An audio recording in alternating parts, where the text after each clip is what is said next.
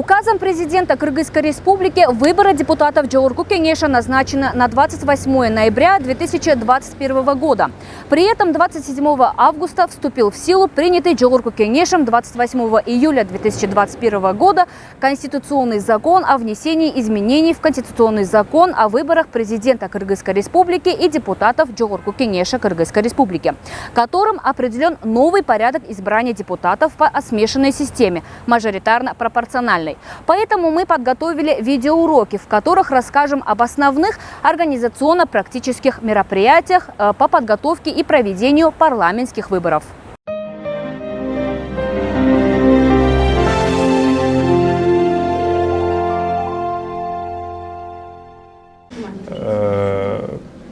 Запрещается использовать здания, имеющие архитектурную и культурную ценность. Запрещается использовать зеленые насаждения, на деревьях вешать агитационные материалы.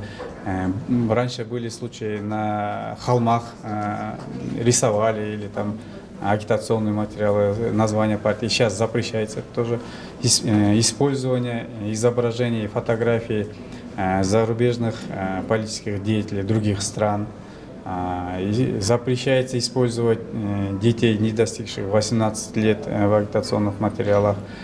Ну, для начала мы избирательной комиссии предупреждаем тех или иных кандидатов или политических партий о недопустимости нарушения законодательства в сфере выборного законодательства, в сфере как раз таки агитационных действий.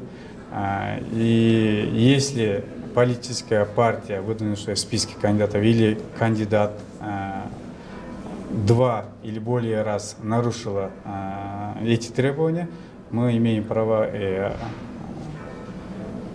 исключить из списка того или иного кандидата или вообще